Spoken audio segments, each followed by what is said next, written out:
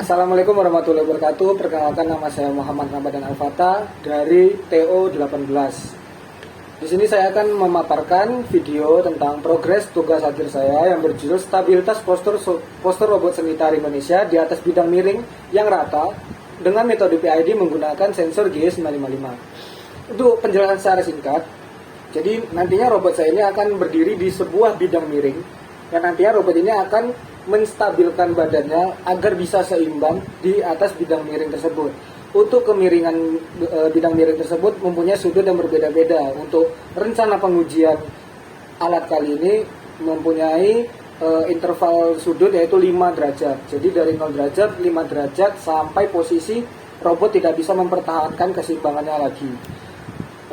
Untuk lebih jelasnya akan saya jelaskan menggunakan PowerPoint dan juga video. Oke, untuk pemaparannya saya berikan di PowerPoint pada kali ini. Dengan pembimbing satu saya adalah Bapak Insinyur Joko Endrasmono MT, dan yang untuk pembimbing kedua adalah Pak Dimas Kristofani Riananda dengan judul Stabilitas Postur Robot Seni Tari Indonesia di atas bidang miring yang rata dengan metode PID menggunakan sensor GS955. Dan di sini saya akan tunjukkan progres tugas akhir saya yang saya kemas dalam bentuk video. Oke, jadi sini saya sedang menguji coba kelayakan dari sensor G95 saya.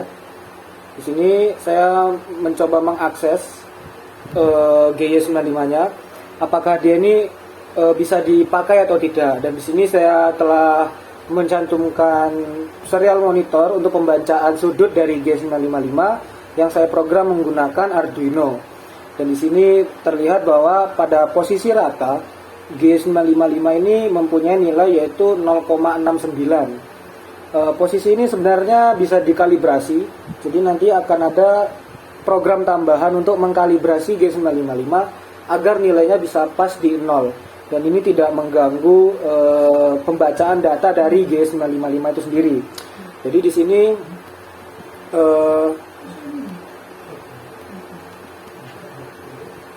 di sini pembacaannya. Jadi pada posisi rata pembacanya adalah 0,69 derajat, dan kemudian saya miringkan ke arah pitch, ke orientasi pitch. Dan di sini bisa dilihat sendiri bahwa pembacanya sangat stabil, sangat sensitif, dan juga sangat akurat dan sangat presisi. Kemudian yang kedua adalah pengujian sensor G955 di bidang miring. Jadi di sini ada posisi 0 derajat. Posisi 0 derajat berada pada papan layer kedua berwarna putih ini. Di sini saya menggunakan busur, yang dimana busur ini saya print dan sudah saya uji kelayakannya, sudah saya uji ketepatannya, keakuratannya menggunakan busur dari penggaris busur. Di sini dan ternyata sangat akurat. Di sini pengujiannya. Dan sini akan saya tampilkan juga serial monitor untuk pembacaan nilai pitch. Ini adalah keadaan ketika G-nya sudah dikalibrasi. Ini adalah pembacaan di 5 derajat di antara 0 dan 10 derajat. Kemudian di sini saya angkat lagi ke sudut 10 derajat, dan pembacaannya di serial monitor menunjukkan 10,20. Kemudian saya angkat ke 15 derajat. Kemudian saya angkat kembali ke 20 derajat.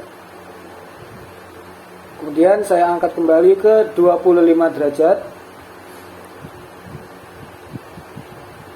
Kemudian ke 30 derajat.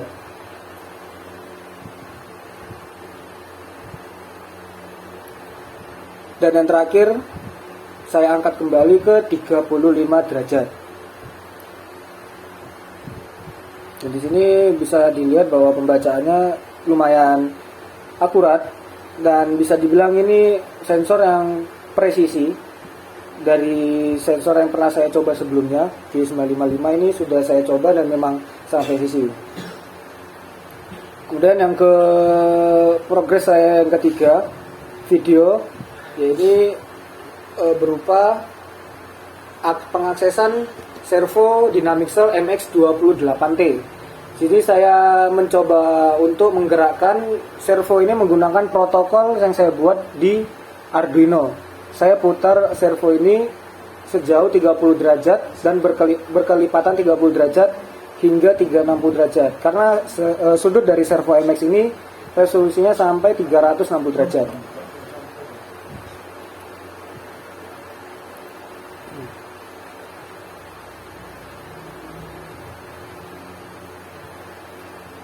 Oke, setelah itu pengujian berikutnya adalah menggunakan servo Dynamixel AX12. Pengujiannya sama, yaitu sudut berkelipatan 30 derajat.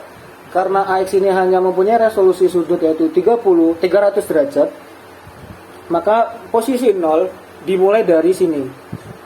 Tidak dimulai dari tengah bawah, tetapi dimulai miring 30 derajat. 30 derajat ke kanan dan juga 30 derajat ke kiri. Nah, nilai 30 derajat ke kanan dan 30 derajat ke kiri dari bawah ini itu tidak bisa diakses oleh servo karena itu keterbatasan dari servo AX12A ini. Untuk pengujian bisa dilihat di video. Kemudian pengujian selanjutnya adalah pengujian inverse kinematik. Dan di sini inverse kinematik yang pertama ini adalah sumbu Z, yang dimana robot ini apabila diberikan sumbu Z, maka robot akan dalam artian jongkok atau squat. Jadi di sini saya berikan nilai sumbu Z dari 0 sampai 40. 0 sampai 30, kemudian dari 30 menuju 0 kembali. Dan saya uji beberapa kali looping. Berikutnya itu adalah pengujian untuk sumbu X. Jadi sumbu X ini adalah pergerakan pada kaki robot, pergerakan melangkah ke depan dan juga melangkah ke belakang, atau ayunan ke depan dan ayunan ke belakang. Bisa dilihat di sini adalah posisi dari samping robot. Ini merupakan posisi samping robot, samping kanan. Jadi ini adalah kaki kanan. Yang saya uji adalah cuman kaki kanan agar bisa melihat perbedaannya. Kaki kiri saya sengaja tidak beri nilai biar memudahkan untuk pengujian. Kaki kanan ini sudah melangkah sejauh berapa mili. Di sini saya memberikan 60 mili, dalam artian 6 cm mengayun ke depan dan kemudian kembali lagi ke posisi 0 atau ke posisi semula. Dan hasil yang didapatkan adalah seperti pada video.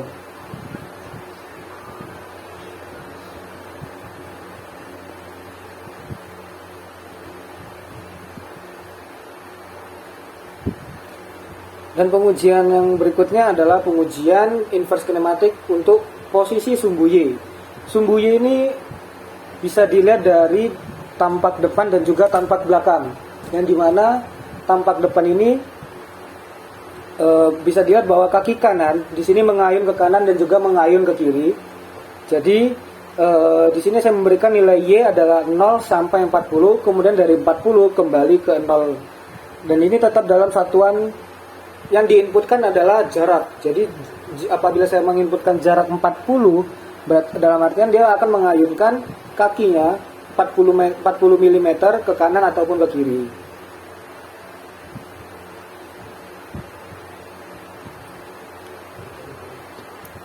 Setelah itu untuk rencana ke depan yang akan saya lakukan untuk progres tugas akhir ini adalah yang pertama validasi data inverse kinematik. Yang dimana validasi data inverse kinematik ini saya akan mengukur jarak dari setiap inputan yang telah saya masukkan, yang telah saya coba tadi di video sebelumnya. Jadi apabila saya masukkan nilai X10, akan saya ukur benar tidak dia mengayun ke depan atau ke belakang sejauh 10 mm atau 1 cm. Kemudian yang berikutnya adalah pembuatan kontrol PID yang disertai juga dengan mencari transfer function untuk memudahkan auto tuning PID untuk robot keseimbangan ini. Kemudian pembuatan kontrol PID ini akan diuji dengan cara memasukkan nilai sensor secara manual 0 derajat, 5 derajat, 10 derajat, 15 derajat sampai 20 derajat untuk melihat bagaimana respon dari robot tersebut. Apakah dia bisa kembali dengan nilai manual atau tidak. Kemudian yang terakhir adalah pengujian kontrol keseimbangan robot, yang dimana ini merupakan tujuan akhir dari tugas akhir ini. Jadi diharapkan robot ini bisa untuk menyeimbangkan badan atau menstabilkan badan ketika berdiri di bidang miring sesuai dengan sudut yang telah ditentukan, dan akan diuji hingga sudut tersebut membuat robot itu tidak bisa mempertahankan keseimbangannya kembali.